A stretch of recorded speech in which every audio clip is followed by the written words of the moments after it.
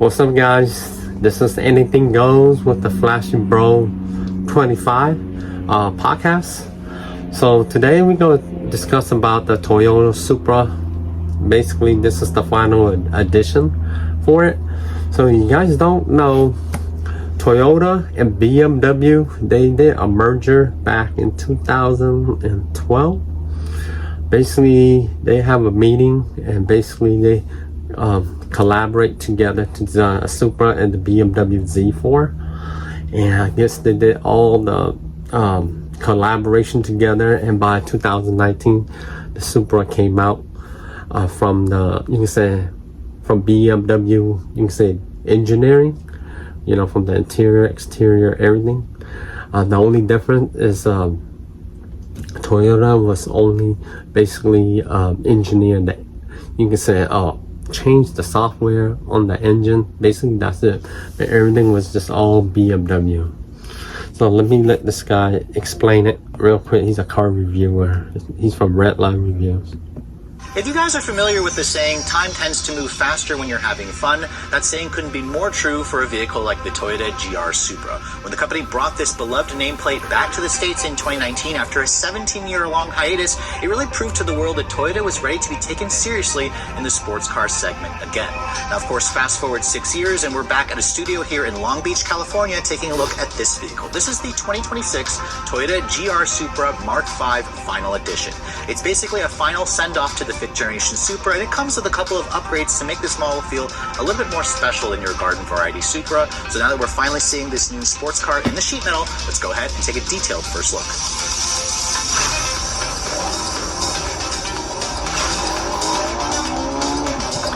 If you guys did see the concept in 2000, I think it was approximately 2014, 12 to 2014, 15, something like that.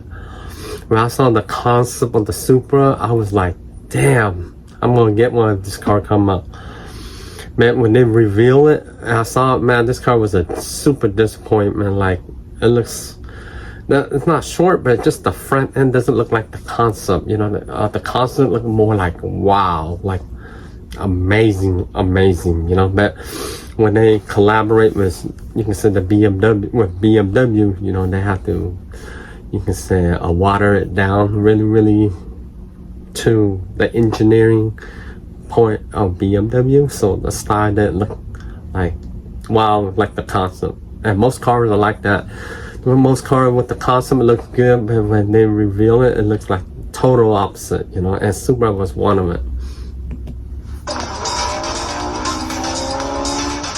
Now, at the end of last year, Toyota actually revealed the A90 GR Supra Final Edition to Japan and Europe, and a lot of enthusiasts were really hoping that the company would bring that model to the United States. But Toyota actually said that the US will get its own version of the Mark V Final Edition, and as you can see, one of the things I want to talk about here is because that A90 Mark V Final Edition got a unique powertrain up to 429 horsepower. Sadly, here in America, we don't get that power upgrade. Instead, what we have here is the same 3-liter turbocharged inline-6 engine from BMW. It's the same B58 engine family. It makes the same 382 horsepower and 368 pound-feet of torque, going out to either your choice of an 8-speed auto or a 6-speed manual. Rear-wheel drive with a limited slip differential is going to be included. Now, in the Japanese and the European market, that engine has been tweaked, of course. If you guys don't know, the engine that they're using is a BMW engine. You know, it's a inline-6. BMW, the engine inline-6 are really good, you know.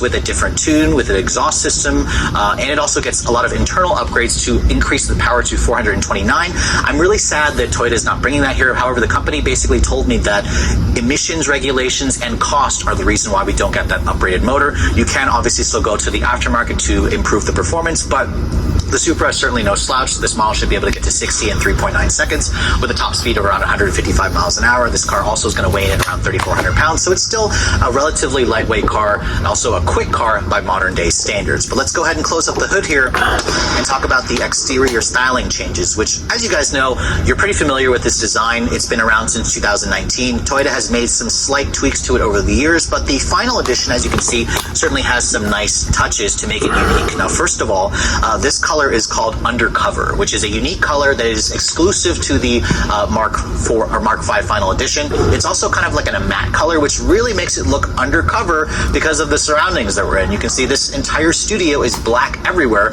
which makes this car look undercover. So it's kind of clever, again, how Toyota decided to name it that. It's basically a matte black. Toyota will offer this car in all of their colors except for the Stratosphere Blue. You can also get it in an exclusive burnout color, which is a matte white. I think the matte white would probably look better versus this undercover.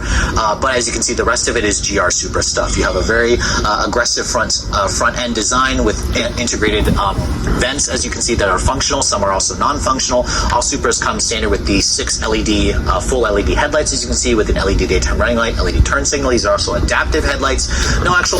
For the Supra, for me, I like you can say the back end and the side looks nice, but the front looks kind of weird and funky. You know, it doesn't really, you can say, incorporate right with the whole body style. You know, I think if they stick to that concept, man, it's like, wow, it looks like really exotic, you know. It has this own different unique look. But this is, the front end looks so watered down too much. It looks like, it has a weird look to it, you know. It's hard for me to describe, but, you know, it's kind of funny looking. Actual fog lights, but you can see the front splitter is pretty nice looking. It's a little aggressive, but it's not quite as aggressive as the Canards and the more aggressive front end that you got from the European and Japanese market version of this car. Now, moving around the side profile, you can see the GR Supra is built, of course, off of the same architecture that underpins the BMW Z4. Toyota and BMW technically co-developed the two cars. The BMW is designed more for comfort, and it's a convertible. This is more of a serious sports car at 172 inches long with a 99-inch long wheelbase. This is about the same size as a Porsche Cayman. That's what Toyota was essentially targeting. Yeah, so basically you heard what he said. BMW and Toyota, they co-developed together. One of the few reasons why was they would save so much money on R&D and the cost of producing these cars. You know, you guys don't know, R&D take a lot of money and budget from their products and marketing. You know, so when they collaborate, it saves them lots of money. You know. Same thing with the Nissan Z, could be considered a competitor, or a Lotus Emira if you guys want to get a little bit more exotic looking. You can see the Final Edition also includes this kind of like extension here along the wheel arch trim. The wheels are also unique. These are a matte black 19-inch forged alloy wheel. It's basically the same design as the gunmetal gray matte wheels that you get in the other trims, but as you can see, it's got like that kind of 6-spoke design. The brakes are upsized on this model here. They measure 14.7 inches, so they're an inch larger at the front, clamped down by 4-piston red painted calipers. The rears are around 13.7 inches, so they're a little bit smaller. You have adaptive dampers, all independent suspension. Toyota says, however, they've retuned the steering and the suspension of this model, and they've kind of taken some of that from the Final Edition that they showed in Japan and in Europe. So they're claiming this model will have better handling. It'll be more track stable. For me, I don't like that red mirror cap. It's kind of throw off the whole style. Even though they don't want to make it like stand out, but the way I look, it looks kind of tacky and cheesy on it. That's just my opinion. You know, but they want to make it look special, you know. So I think they should left it black, you know. The coloring, like the brake, the rotary, all the stuff red is nice, but when they have those too much coloring, you can say on the mirror caps or door handles, or coloring near the splitter, when they put too much, it's kind of make the car look cheap, you know, like they try too hard, you know, to get attention, you know. Just the way I look at it, just keep it clean and classy, you know. People who want to add all the stuff, they can just order it from the aftermarket. Yeah, that's just my opinion, though. Well, the style is okay, it's not bad, you know. Be more stable out on the track. We'll know at some point whenever we get a chance to drive this vehicle, but aside from the steering and the suspension tuning changes, it's basically the same stuff in terms of the powertrain as the regular Supra. Now, this model that we're showing you here also has a GT4 style package. The GT4 style package will be available in the summer of this year, and it includes a couple of things. First of all, you'll know it's the style package from the red painted mirror caps. The non-style package models will have carbon fiber mirror caps as opposed to the red. It looks good, of course, with the undercover color, which kind of has this kind of gloss black A-pillar here with the matte finish at the roof of the vehicle. I actually would have liked to see a carbon fiber roof panel. Toyota still does not offer a sunroof on the GR Supra. If you want a Supra with the wind in your hair, you're going to have to go to your local BMW dealership to get a Z4. There are some non-functional vents over here, but again, this is kind of like a styling element. The style package also includes the GR graphics here, which again, we don't have pricing on that style package, but it kind of looks nice over there, but it's also a little subtle, almost a little too subtle. I almost wish that Toyota was kind of being a little bit more out there with their style package. I would have liked to see, again, as we come to the back, a bigger wing spoiler. Now, what the Final Edition does give you is this kind of carbon fiber duckbill spoiler, and this definitely looks nice. Yeah, the carbon fiber duck spoiler, it looks really, really nice. Yeah, if I were to get the special edition, I would get the mirror cap carbon fiber too, you know. It kind of tailors the rear end up, and it flows nicely with the LED taillight design. As you can see, the Supra badging back here is also a matte black that's unique to the Final Edition, along with the really nice looking Toyota logo over here. You can see the exhaust system is not any upgraded exhaust. Now, Toyota actually did a really great job with the factory. Like I mentioned before, the back, man, it's like really super aggressive. I love it. It's like the way they integrate, you know, the exhaust, the light, tail lights, everything in the spoiler. It looks perfect to my eye. It looks super aggressive, you know. Even the back diffuser too makes the car like, man, I'm here, you know. It has the demand, attention, respect is the way it looks. Exhaust of the GR Supra. However, if you guys remember in the Final Edition for other markets, they actually gave it a unique titanium exhaust, which I can't even pronounce the name of that. I'll leave it in the comment section below if you guys can remember it off the top of your head. But that exhaust system is typically expensive.